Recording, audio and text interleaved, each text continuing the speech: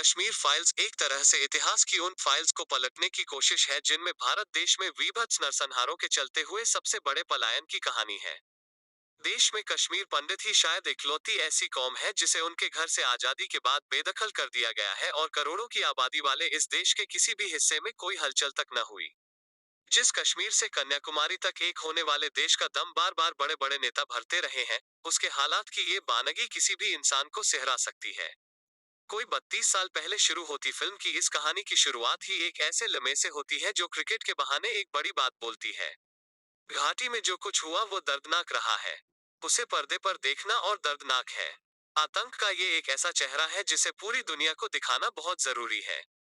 कहानी कहने में इसके एक डॉक्यूमेंट्री बन जाने का भी खतरा था, लेकिन सच्चाई लाने के लिए खतरों से किसी को तो खेलना ही। ये फिल्म शिंडलर्स लिस्ट तक पहुंचने की कोशिश करती फिल्म है। यहाँ का नरसंहार भले उस पैमाने सा ना हो, लेकिन इसका भयानक और वीभत्स एहसास उससे कुछ कम भी नहीं है। फिल्म द कश्मीर फाइल्स पूरी तरह से विवेक अग्निहोत्री की फिल्म है। फिल्म की रिसर्च इतनी तगड़ी है कि एक बार फिल्म शुरू होती है तो दर्शक फिर इससे आखिर तक बाहर निकल नहीं पाते। वे एंड क्रेडिट्स के वक्त एकदम गुमसुम और खामोश से बस खड़े के खड़े रह जाते हैं और पता ही नहीं चलता कि पूरा हॉल खड़े होकर एक निर्देशक के कर्म को शाबाशी दे रहा है। शिकायत कुछ लोगों को ये हो सकती है कि फिल्म अपने विषय के हिसाब से कैनवास का विस्तार नहीं पा सकी और फिल्म को तकनीकी रूप से और बेहतर होना चाहिए था। लेकिन जिन हालात और जिस बजट में ये फिल्म बनी दिखती है, उसमें ऐसी कोई उम्मीद भी इस फिल्म से नहीं करनी चाहिए। मौजूदा दौर में सिनेमा की कड़वी सच्चाई यही है कि एक तेलुगु फिल्म का हिंदी संस्करण एक हिंदी फिल्म से ज्यादा स्क्रीन्स पर दिखाया जा रहा है।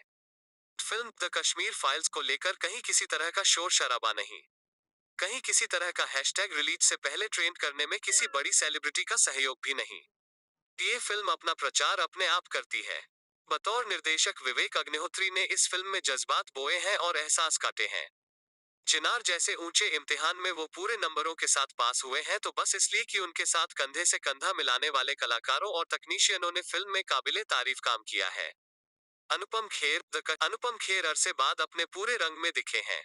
वो पर्दे पर जब भी आते हैं, दर्द का एक दरिया सा उफनाता है और दर्शकों को अपने साथ बहा ले जाता है।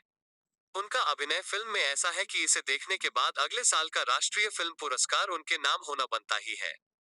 दर्शन कुमार ने फिल्म के अतीत को वर्तमान से जोड़ने का शानदार काम किया है। उनके कैंपस वाले भाषण और इस दौरान उनकी भाव भंगिमाएं देखने लायक हैं। चिन्मय मांडलेकर का अभिनय फिल्म की एक और मजबूत कड़ी है। तकनीकी तौर पर फिल्म बहुत कमाल की भले न हो, लेकिन उदय सिंह मोहिले ने अपने कैमरे के सहारे फिल्म का दर्द धीरे धीरे रिश्ते देने में कामयाबी पाई है। फिल्म की अवधि इसकी सबसे कमजोर कड़ी है। फिल्म की अवधि कम करके इसका असर और मारक किया जा सकता है। फिल्म का संगीत कश्मीर के लोग से प्रेरणा पाता है और हिंदी भाषी दर्शकों को इसे समझाने के लिए विवेक ने मेहनत भी काफी की है। मुख्यधारा की फिल्म के हिसाब से फिल्म का संगीत हालांकि कमजोर है, लेकिन